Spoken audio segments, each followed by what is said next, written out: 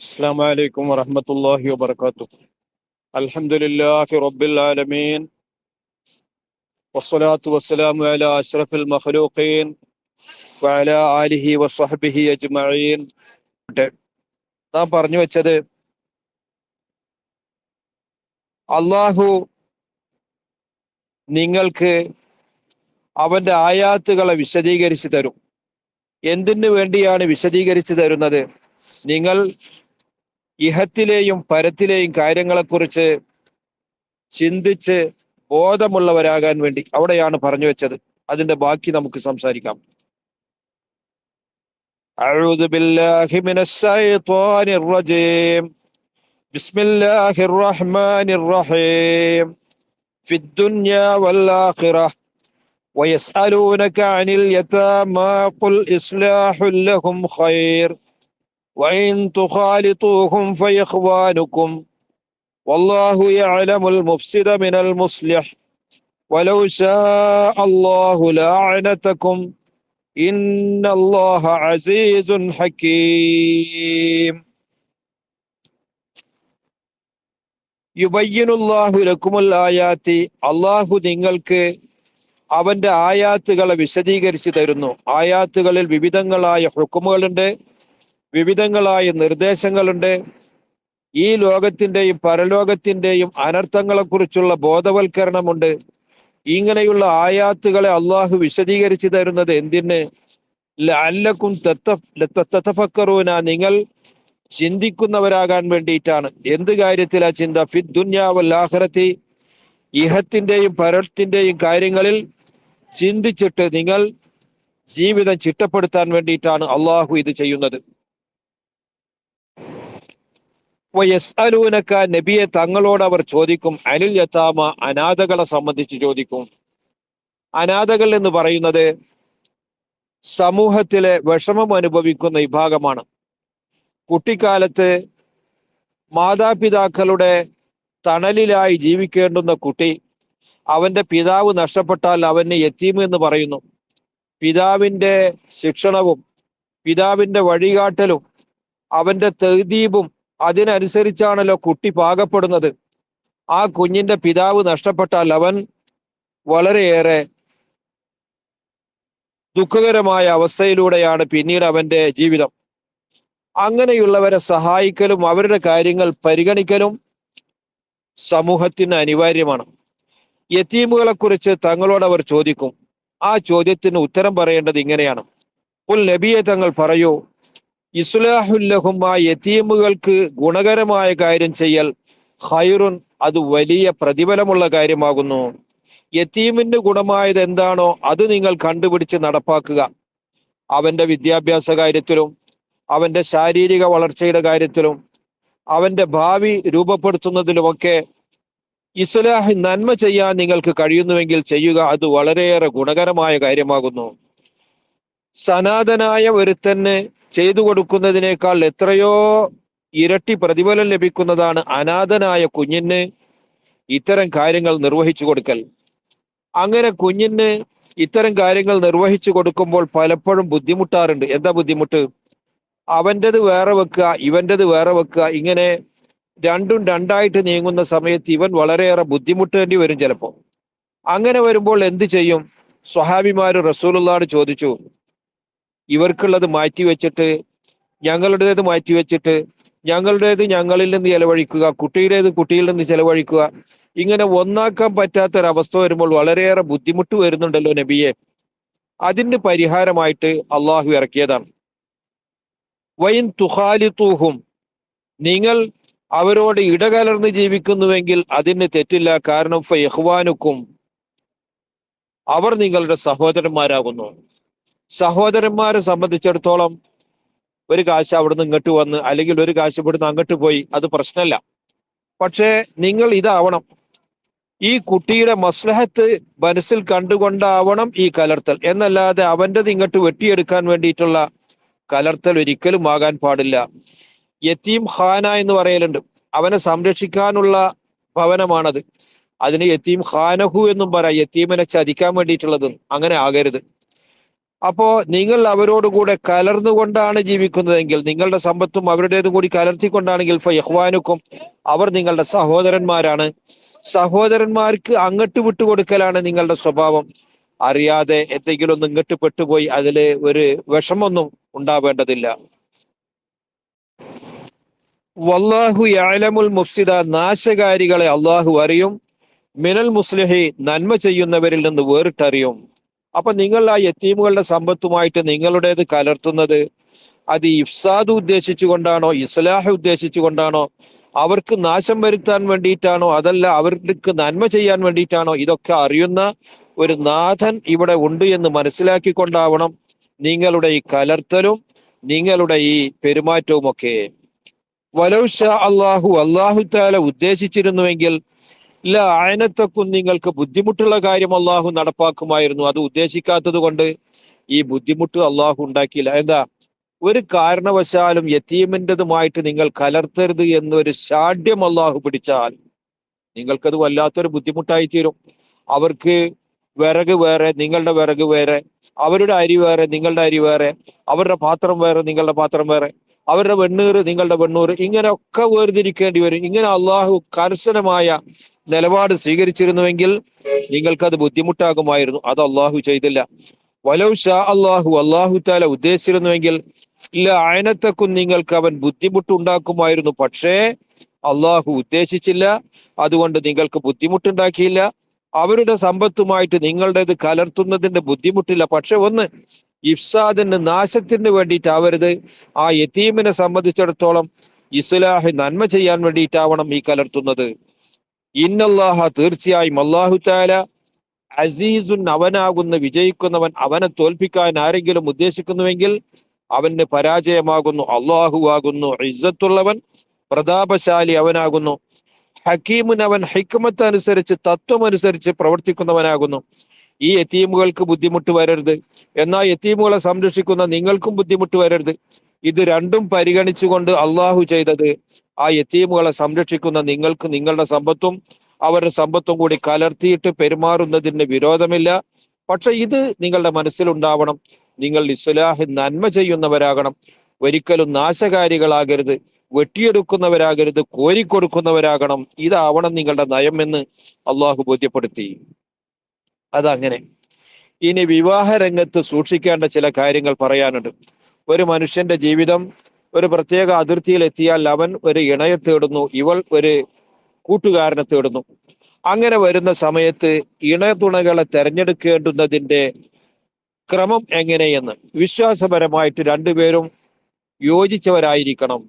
വിശ്വാസിയുടെ ഇണ വിശ്വാസിനിയായിരിക്കണം. വിശ്വാസിനിയായ പെണ്ണിന് കിട്ടുന്ന ഭർത്താവ് വിശ്വാസമുള്ളവനാവണം. അവൻ ഒരു ആശയക്കാരനും ഇവൾ മറ്റൊന്നും. ഇങ്ങനെയായാൽ ജീവിതം മുന്നോട്ട് പോകില്ല. അത് ഇഹത്തിലും പരത്തിലും നാശത്തിനാണ് കാരണമാകുന്നത്. അതുകൊണ്ട് അള്ളാഹു ആ കാര്യം ഉണർത്തുന്നു. വലാ തൻകിഹുൽ മുശ്രികാതി ഹത്താ യുമിൻ വലഅമതും മുഅ്മിനത്തുൻ ഖൈറും മിൻ മുശ്രികത്തിൻ വലൗ അഅജബത്കും വലാ തുൻകിഹുൽ മുശ്രികീന ഹത്താ യുമിനു വലഅബ്ദും മുഅ്മിനുൻ ഖൈറും മിൻ മുശ്രികിൻ വലൗ അഅജബകും ഉലൈക യദ്ഊന ഇലൻ നാർ വല്ലാഹു യദ്ഊ ഇലൽ ജന്നതി വൽ മഗ്ഫിറതി ബിഇദ്നിഹി വയുബയ്യിനു ആയാതിഹി ലിന്നാസി ലഅല്ലഹും യതദക്കറൂൻ.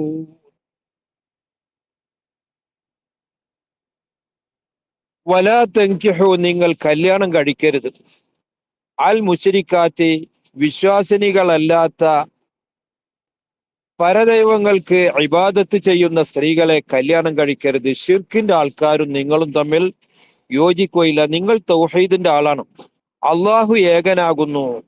ആ ഏകനായ അള്ളാഹുവിൽ അടിയുറച്ചുകൊണ്ടുള്ള വിശ്വാസവും അതിനനുസരിച്ചുള്ള പ്രവർത്തനവും കൈമുതലാക്കിയവരാണ് നിങ്ങൾ. അങ്ങനെയുള്ള നിങ്ങളുടെ ഇണ ഒരിക്കലും മുശ്രിക്കത്താകാൻ പാടില്ല, പലർക്ക് ഇബാദത്ത് ചെയ്യുന്ന പെണ്ണാകാൻ പാടില്ല. അതുകൊണ്ട് വലാ തൻകിഹു, നിങ്ങൾ കല്യാണം കഴിക്കരുത്, അൽ മുശ്രിക്കാത്തി, ശിർക്ക് വെക്കുന്ന പല ആരാധ്യർക്ക് ഇബാദത്ത് ചെയ്യുന്നവരെ കല്യാണം കഴിക്കാൻ പാടില്ല സ്ത്രീകളെ. ഹത്താ യുമിന്ന, അവർ വിശ്വസിക്കുന്നത് വരെ.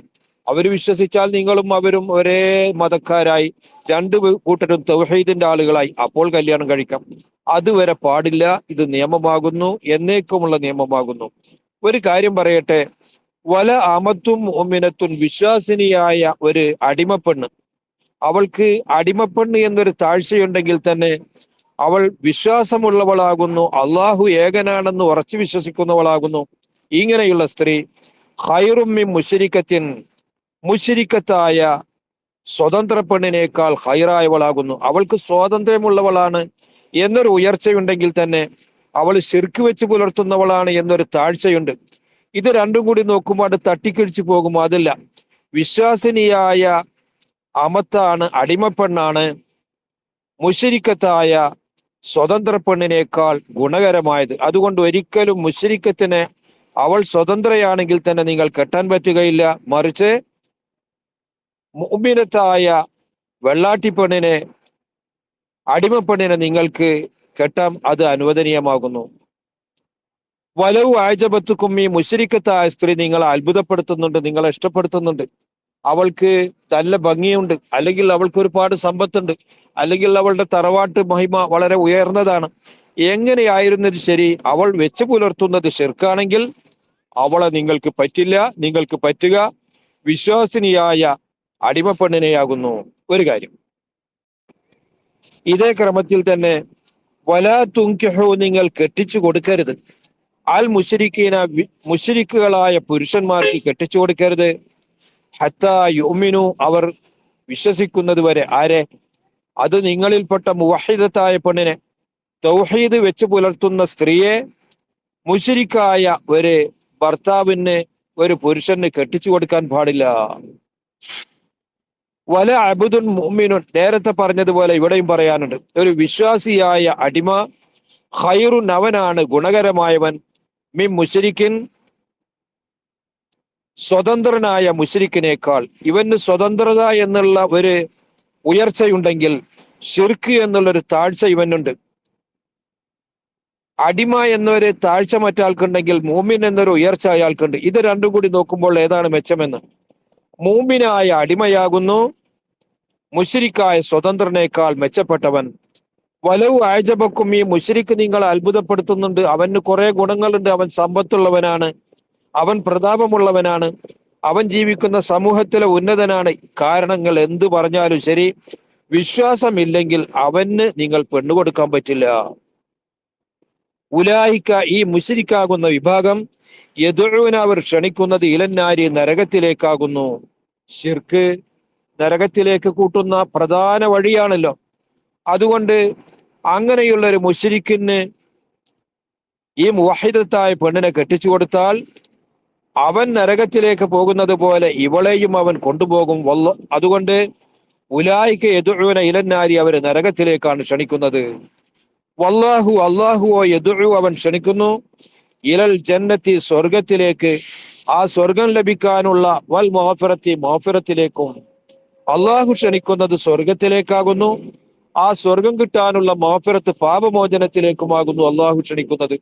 അത് ബി ഇതിനിഹി, അവന്റെ ഇതിന് കൊണ്ട്, അവന്റെ ഖലാ കൊണ്ട് അങ്ങനെയാകുന്നു. അള്ളാഹുവിന്റെ ഖലാ ഉള്ളത്, അള്ളാഹു സ്വർഗത്തിലേക്ക് ക്ഷണിക്കുക, അള്ളാഹു മാപ്പ് നൽകുക, പാപം ചെയ്തവന് പുറത്തു കൊടുക്കുക. എത്ര വലിയ പാപം ചെയ്തവനാണെങ്കിലും അള്ളാഹുവിനെ സമീപിച്ചാൽ അള്ളാഹു പുറത്തു കൊടുക്കും. ഇത്രയും കാലം മുശ്രിക്കായിട്ടാണ് അവൻ ജീവിച്ചത്. അവന്റെ ജീവിതത്തിന്റെ അന്ത്യസമയത്താണ് അവൻ ഖേദിച്ച് മടങ്ങി മുവഹിദാകുന്നതെങ്കിൽ അള്ളാഹു അവന് പുറത്തു കൊടുക്കുന്നു, മാഫിറത്ത് നൽകുന്നു. ഇങ്ങനെ ജന്നത്തിലേക്കും മാഫിറത്തിലേക്കുമാണ് അള്ളാഹു ക്ഷണിക്കുന്നത്. വയുബയ്യിനു ആയാത്തിഹി, അള്ളാഹു അവന്റെ ആയത്തുകളെ വിശദീകരിച്ചു കൊടുക്കുന്നു. ലിന്നാസി, എല്ലാ ജനങ്ങൾക്കും അവന്റെ ആയാത്തുകളെ യാതൊരു വളച്ചുകെട്ടുമില്ലാതെ എല്ലാം വിശദീകരിച്ചു കൊടുക്കുന്നു. എന്തിനാണ് ഇങ്ങനെ വിശദീകരിച്ചു കൊടുക്കുന്നത് എന്നറിയാമോ? ലഅല്ലഹും യതദക്കറൂന, അവർ ഉപദേശമുടയവരാകാൻ വേണ്ടി അവർ ചിന്തിക്കണം, എന്നിട്ട് ഈ ഉപദേശം സ്വീകരിക്കണം, എന്നിട്ട് അവർ രക്ഷപ്പെടണം. അതിന് വേണ്ടിയിട്ടാണ് അവർക്ക് അള്ളാഹു അവന്റെ ആയാത്തുകളെ വിശദീകരിച്ചു കൊടുക്കുന്നത്. വയസ്അലൂനക അനിൽ മഹീദ് ഖുൽ ഹുവ അദം ഫഅ്തസിലുൻ നിസാഅ ഫിൽ മഹീദ് വലാ തഖറബൂഹുന്ന ഹത്താ യത്ഹുർൻ വൈദാ തതഹർന ഫഅ്തൂഹുന്ന മിൻ ഹൈസു അമറകുമുല്ലാഹ് ഇന്നല്ലാഹ യുഹിബ്ബുത് തവ്വാബീന വയുഹിബ്ബുൽ മുതതഹിരീൻ. ഇപ്പോൾ ആരെയാണ് ഇണയായിട്ട് സ്വീകരിക്കാൻ പറ്റുന്നത് എന്ന് പറഞ്ഞു. ഇനി നിങ്ങൾ ഇണയായി സ്വീകരിച്ച അനുവദനീയമായ സ്ത്രീകളെ തന്നെ ഉപയോഗിക്കാൻ പറ്റാത്ത ചില സമയങ്ങളുണ്ട്.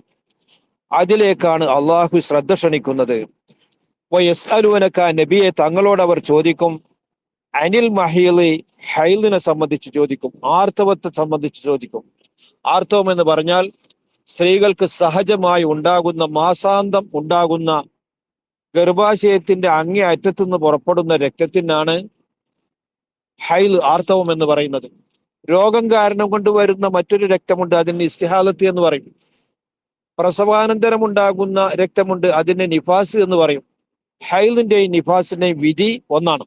എന്ന് വെച്ചാൽ അത് ഉണ്ടാകുന്ന സമയത്ത് നിസ്കാരമോ നോമ്പോ ഒന്നും പാടില്ല. വലിയ അശുദ്ധി ആ വകുപ്പിൽപ്പെട്ടതാണ്. എന്നാൽ ഇസ്തിഹാലത്ത് അങ്ങനല്ല, അത് ശുദ്ധിയുടെ വിധിയാണുള്ളത്. വൃത്തിയാക്കിയിട്ട് മൂത്രമൊക്കെ കഴുകി വൃത്തിയാക്കിയിട്ട് നിസ്കരിക്കേണ്ടതുപോലെ ഇതിന്റെ സമയമായാൽ അവൾ വൃത്തിയാക്കി അവൾ നിസ്കരിക്കേണ്ടതുണ്ട്. നിസ്കരിക്കുന്ന സമയത്തും ഇത് പുറപ്പെടുന്നുണ്ടാകും. അത് മൂത്രാർച്ചക്കാരൻ, അതുപോലെ തന്നെ ഈ പറയപ്പെട്ട അസുഖമുള്ള ആള്, അവർക്ക് ചില വിട്ടുവീഴ്ചകളുണ്ട്. അത് അതിന്റെ അധ്യായവുമായിട്ട് ബന്ധപ്പെട്ടിട്ട് പറയും. അപ്പോ ഹൈലിനെ സംബന്ധിച്ച്, ഈ ആർത്തവത്തെ കുറിച്ച് നബിയെ തങ്ങളോട് അവർ ചോദിക്കും. കുൽ, നബിയെ തങ്ങൾ പറയൂ, ഹുവ, ഈ ആർത്തവം, അതൊരു വൃത്തികേടാകുന്നു, അതൊരു വൃത്തിയുള്ളതല്ല, അത് ഉറപ്പ്. അതുകൊണ്ട് ഫഅ്തസിലുൻ നിസാ, സ്ത്രീകളെ നിങ്ങൾ വെടിയണം. ഫിൽ മഹീലി, ഈ ആർത്തവ സന്ദർഭത്തിൽ അവരെ വെടിയണം, അവരുമായിട്ട് ബന്ധപ്പെടാൻ പാടില്ല. അപ്പോ സ്ത്രീകളിൽ നിന്ന് ആരെയാണ് നിങ്ങൾക്ക് അനുവദനീയമായത് എന്ന് പറഞ്ഞു വെച്ചതിന് ശേഷം മുശ്രിക്കിന് മുവഹിദത്ത് പറ്റുകയില്ല, മുവഹിദിന് മുശ്രിക്കത്ത് പറ്റുകയില്ല, ഇണയും തുണയും ഒത്തിരിക്കണം എന്നൊക്കെ പറഞ്ഞതിന് ശേഷം ഇങ്ങനെ ഒത്ത ഇണത്തുണകൾ തന്നെ ചില പ്രത്യേകമായ സന്ദർഭത്തിൽ ഈ പറയപ്പെട്ട ഭാര്യ ഭർത്തൃ ബന്ധം പാടില്ലാത്ത സന്ദർഭമുണ്ട്. അതാണ് പറഞ്ഞത്, ഹുവ, ഈ ഹൈല്, ആർത്തവം, അതൊരു വൃത്തികേടാകുന്നു. ഫഅ്തസിലുൻ നിസാ, അതുകൊണ്ട് സ്ത്രീകളെ നിങ്ങൾ വെടിയണം. ഫിൽ മഹീൽ, ഈ ആർത്തവ സമയത്ത് വെടിയണം, അവരുമായിട്ട് ബന്ധപ്പെടാൻ പാടില്ല. എത്രമാത്രം ബന്ധപ്പെടാൻ പാടില്ല എന്ന് പറഞ്ഞാൽ മുട്ടുമക്കളിന്റെ ഇടയിലുള്ള യാതൊരു ബന്ധവും പാടില്ല. അവളെ തൊടുന്നതിനോ ചുംബിക്കുന്നതിനോ അതിനൊന്നും വിരോധമില്ല. പഴയ കാലത്ത് ആർത്തവമുള്ള സ്ത്രീയെ വീട്ടിൽ നിന്ന് പുറത്താക്കുന്ന ചില പദ്ധതികളാണ് ചിലർ ചെയ്തിരുന്നത്. തീണ്ടാരി അങ്ങനെയാണ്. എന്നാൽ ഇസ്ലാം അങ്ങനെയല്ല. ഒന്നിച്ച് താമസിക്കുന്നതിനോ ഒന്നിച്ച് ഭക്ഷണം കഴിക്കുന്നതിനോ ഒന്നിച്ച് സംസാരിക്കുന്നതിനോ അതിനൊന്നും ഒരു വിരോധവുമില്ല. ഒന്നിച്ച് കിടക്കുന്നതിനും വിരോധമില്ല. ഈ ബന്ധം പാടില്ല. അതിലേക്ക് കൂട്ടുന്ന നിലക്കുള്ള കാര്യങ്ങളും പാടില്ല. അപ്പൊ മുട്ടുപൊക്കളിന്റെ ഇടയിലുള്ള ഒരു സ്ഥലത്തുമുള്ള പെരുമാറ്റം പാടില്ല. ഇതാണ് ആർത്തവക്കാരിയെ പറ്റി പറയാനുള്ളത്. ഫഅ്തസിലുൻ നിസാ ഫിൽ മഹീൽ, അതുകൊണ്ട് വലാ തഖറബൂഹുന്ന, ആ ആർത്തവമുള്ള സ്ത്രീകളുമായിട്ട് നിങ്ങൾ ബന്ധപ്പെടരുത്. ഹത്താ യത്ഹുർന, അവർ ശുദ്ധിയാകുന്നത് വരെ. ഒരു മാസത്തിൽ 6 അല്ലെങ്കിൽ 7 ദിവസം അവരുടെ ശാരീരിക ആരോഗ്യത്തിന്റെ നിലയനുസരിച്ച് ഉണ്ടാകും. ആ ദിവസങ്ങൾ കഴിഞ്ഞാൽ അവർ ശുദ്ധിയായതിനു ശേഷം കുളിച്ച് വൃത്തിയായി, അതിന് ശേഷം അവരുമായിട്ട് ബന്ധപ്പെടാം. വലാ തഖറബൂഹുന്ന, അവരുമായിട്ട് നിങ്ങൾ അടുക്കരുത്. ഹത്താ യത്ഹുർന, അവർ ശുദ്ധിയാകുന്നത് വരെ. ഫഇദാ തതഹർന, അവർ ശുദ്ധിയായാൽ, അപ്പൊ അവരുടെ ഈ പിരീഡ് സമയം കഴിഞ്ഞു, അവർ വൃത്തിയായി കുളിച്ചു, അങ്ങനെ വന്നാൽ ഫഅ്തൂഹുന്ന, അവരെ നിങ്ങൾക്ക് സമീപിക്കാൻ പറ്റും. ഇനി നിങ്ങൾക്ക് അനുവദനീയമാണ്. മുമ്പുണ്ടായിരുന്ന അതേ അവസ്ഥയിലേക്ക് മടങ്ങി ഫഅ്തൂഹുന്ന. പക്ഷെ ഒരു കാര്യം തീർത്തു പറയുന്നു, മിൻ ഹൈസു അമറക്കുമുല്ലാഹു, അല്ലാഹു തആല നിങ്ങളോട് കൽപ്പിച്ച ഭാഗത്തിലൂടെയാണ് അവരെ നിങ്ങൾ സമീപിക്കേണ്ടത്. വളരെ പ്രധാനപ്പെട്ട ഒരു കാര്യമാണ് അള്ളാഹു പറയുന്നത്. അള്ളാഹു കൽപ്പിച്ച ഭാഗത്തിലൂടെയേ നിങ്ങളുടേതാണെങ്കിൽ തന്നെ, നിങ്ങളുടെ ഭാര്യയാണെങ്കിൽ തന്നെ നിങ്ങൾ ബന്ധപ്പെടാൻ പറ്റൂ. സ്ത്രീയിൽ നിന്ന് പുരുഷന് എല്ലാ സുഖവും എടുക്കാൻ പറ്റും.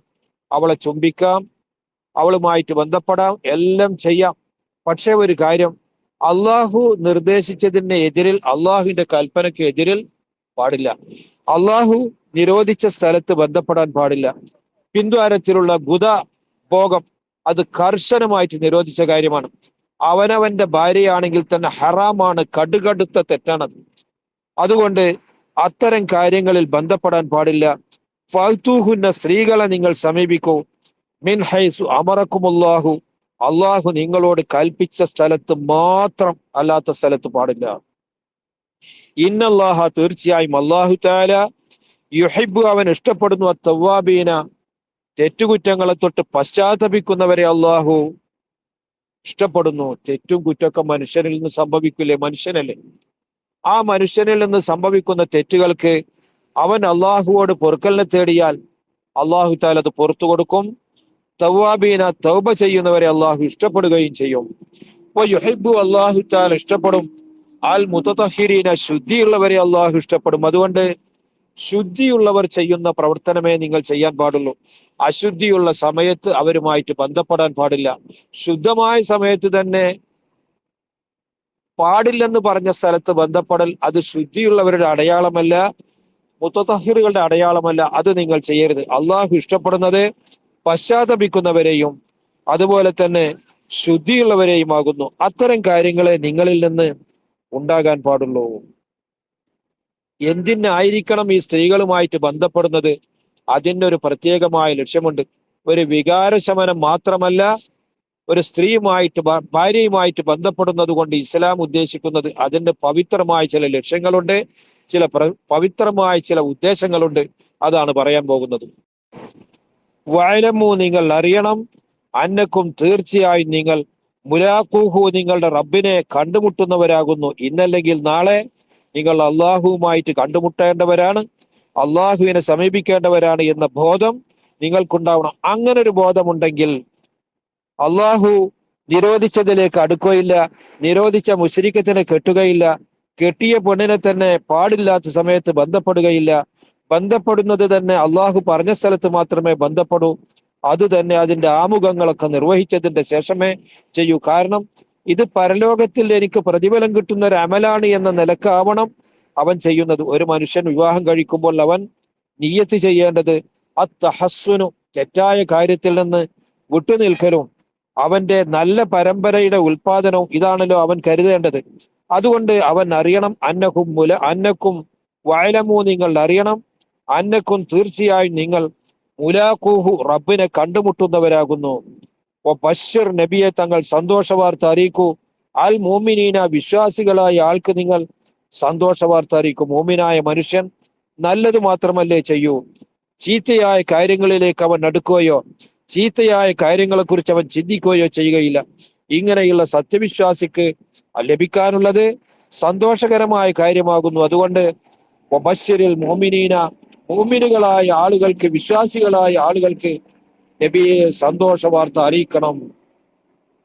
വലാ തജ്അലുല്ലാഹ ഉർളതൻ ലിഅയ്മാനികും അൻ തബറു വതത്തഖൂ വതുസ്ലിഹു ബൈനൻ നാസി വല്ലാഹു സമീഉൻ അലീം. ചില ആളുകൾ ചില സത്യങ്ങൾ ചെയ്യും. ആ സത്യം ചെയ്തതിന് ശേഷം ആ സത്യം പല നല്ല കാര്യങ്ങൾക്കും തടസ്സമാവും. ഒരു ഉദാഹരണം പറഞ്ഞാൽ, സിദ്ദീഖ് റളിയല്ലാഹു തആല അൻഹു തന്റെ കുടുംബത്തിൽപ്പെട്ട സാധുജനങ്ങളെ വല്ലാതെ സഹായിച്ചിരുന്നു. തന്റെ കുടുംബാദികളായ പാവങ്ങളെ വല്ലാതെ സഹായിച്ചിരുന്ന ആളാണ്. ദൗർഭാഗ്യകരമെന്ന് പറയട്ടെ, ആയിഷ ബീവിയെ കുറിച്ച് മുനാഫിക്കുകളായ മദീന നിവാസികൾ വേണ്ടാത്തരം പറഞ്ഞുണ്ടാക്കി. അത് കേട്ടപ്പോൾ അതിൽ ചില സാധുക്കളായ സ്വഹാബാക്കളും പെട്ടിരുന്നു. അതിൽ നേരത്തെ പറഞ്ഞ സിദ്ദീഖുൽ അക്ബറിന്റെ ആ ദാനം കൈപ്പറ്റിയിരുന്ന ചിലരും അതിൽ ഉൾപ്പെട്ടിരുന്നു. ഇങ്ങനെ ഉൾപ്പെട്ടാല് സിദ്ദീഖിന് ദേഷ്യം വരില്ല, സ്വാഭാവികമാണ്. താൻ വളരെയേറെ സ്നേഹിക്കുന്ന തന്റെ മകളെ കുറിച്ച് വേണ്ടാത്തരം പറഞ്ഞുണ്ടാക്കിയ നിരപരാധിയായ തന്റെ ഓമൽ സന്തതിയെ കുറിച്ച് തെറ്റായ കാര്യം പ്രചരിപ്പിച്ചവരുടെ കൂട്ടത്തിൽ നിന്നവർക്ക് ഉപകാരം ചെയ്യാൻ മനസ്സ് വരില്ല. അത് മനുഷ്യ സഹജമാണ്. അതുകൊണ്ട് സിദ്ദീഖുൽ അക്ബർ തങ്ങൾ സത്യം ചെയ്തു, ഇനി ഒരിക്കലും അത്തരത്തിലുള്ള ആളുകൾക്ക് ഞാൻ സഹായം ചെയ്യില്ല എന്ന് സത്യം ചെയ്തു. സത്യം ചെയ്താൽ ഉണ്ടാകുക എന്താ? ഇനി ആ നല്ല കാര്യത്തിന് ഈ സത്യം തടസ്സമായി മാറുന്നു. ഇങ്ങനെ ഒരു സത്യം ചെയ്താൽ എന്ത് ചെയ്യണം? അതാണ് ഇനി പറയാൻ പോകുന്നത്. വലാ തജ്അലുല്ലാഹ ഉർളതൻ ലിഅയ്മാനികും അൻ തബറു വതത്തഖൂ. വലാ തജ്അലു, നിങ്ങൾ ആക്കരുത്, അള്ളാഹുവിനെ ആക്കരുത്, ഉർളത്തൻ, ഒരു വിലങ്ങ് തടിയാക്കരുത്, ലി അയ്മാനിക്കും, നിങ്ങൾ സത്യം ചെയ്തതിന് വേണ്ടി, അൻ തബറു, നിങ്ങൾ ഗുണകരമായ കാര്യം ചെയ്യുന്നതിന് വിലങ്ങ് തടിയാക്കരുത്. അപ്പൊ നിങ്ങൾ സത്യം ചെയ്തു, ഞാൻ ഇനി ഒരിക്കലും അയാൾക്ക് ദാനം ചെയ്യുകയില്ല, അയാൾക്ക് സഹായം ചെയ്യുകയില്ല എന്ന് സത്യം ചെയ്തു. അപ്പൊ ഇനി അത് ചെയ്യുന്നതിന് തടസ്സം ഏതാണ്? ഈ സത്യമാണ്. അപ്പൊ അള്ളാഹുവെ കൊണ്ട് ചെയ്ത ആ സത്യം വിലങ്ങ് തടിയായി മാറി. ഇങ്ങനെ ചെയ്യരുത്. പിന്നെ എന്ത് വേണം? ആ സത്യത്തിൽ പിഴക്കണം, ആ സത്യത്തിന്റെ എതിര് ചെയ്യണം. അതിനോ സത്യത്തിന്റെ കഫാറത്ത് എന്നൊന്നുണ്ട്. 10 മിസ്കീന്മാർക്ക് ഭക്ഷണം കൊടുക്കുക, അല്ലെങ്കിൽ അവർക്ക് വസ്ത്രം കൊടുക്കുക, ആ നഷ്ടപരിഹാരം കൊടുത്തിട്ട് ആ സത്യം ചെയ്തതിന്റെ എതിര് ചെയ്യാം. അപ്പോ സിദ്ദീഖുൽ അക്ബർ ഇപ്പോൾ ചെയ്തത് ഇതാണ്. ആ സത്യത്തിൽ പിഴച്ചു, അതിന്റെ നഷ്ടപരിഹാരം കൊടുത്തു, 10 മിസ്കീന്മാർക്ക് ഭക്ഷണം കൊടുത്തു. അപ്പൊ ആ സത്യത്തിൽ പിഴച്ചു. ഇനി തന്റെ പഴയ അവസ്ഥയിലേക്ക് മടങ്ങി ആ സഹായിച്ചിരുന്നവരെ വീണ്ടും സഹായിക്കാൻ തുടങ്ങി. ഇതാണ് പറയുന്നത്, നിങ്ങൾ അള്ളാഹുവിനെ ഉരുളത്തിന്റെ ഒരു വിലങ്ങ് തടിയാക്കരുത്, ഇനി അയ്മാനിക്കും, നിങ്ങൾ സത്യം ചെയ്തതിന് വേണ്ടി. സത്യം ചെയ്തതിന് വേണ്ടി പിന്നെ ആ കാര്യം ചെയ്യാൻ പറ്റില്ലല്ലോ. ആരെ കൊണ്ട സത്യം ചെയ്ത? അള്ളാഹുവിനെ കൊണ്ട്. അപ്പൊ അള്ളാഹുവെ ഇതിനൊരു വിലങ്ങാക്കി വെക്കുക ചെയ്യരുത്. പിന്നെ എന്ത് വേണം? അൻ തബറു, നിങ്ങൾ ഗുണകരമായ കാര്യങ്ങൾ ചെയ്യുന്നതിന് തടസ്സമാക്കരുത്.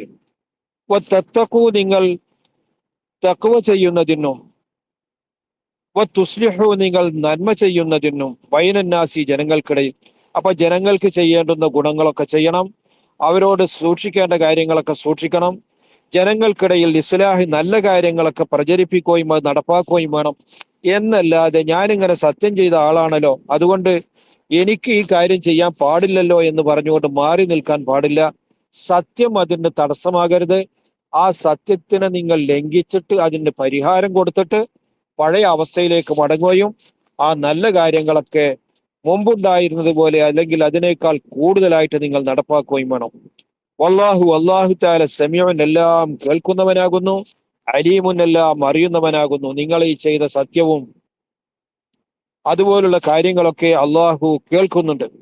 ഇതെല്ലാം അള്ളാഹു അറിയുന്നുണ്ട്. നിങ്ങളുടെ മുൻകാല ചരിത്രങ്ങളും അള്ളാഹു അറിഞ്ഞിട്ടുണ്ട്, എല്ലാം അള്ളാഹു കേട്ടിട്ടുണ്ട്, നിങ്ങളുടെ സത്യവും കേട്ടിട്ടുണ്ട്. അതുകൊണ്ട് പരിഹാരം ഇത് അള്ളാഹു നിർദ്ദേശിക്കുന്നു. നിങ്ങൾ ആ ചെയ്ത സത്യത്തിൽ നിന്ന് മടങ്ങണം. ആ മടങ്ങൽ ഇങ്ങനെയാണ്, അതിന്റെ പരിഹാരം ചെയ്യണം, നഷ്ടപരിഹാരം കൊടുക്കണം, സാധുക്കൾക്ക് ഭക്ഷണം കൊടുക്കണം, അല്ലെങ്കിൽ വസ്ത്രം കൊടുക്കണം.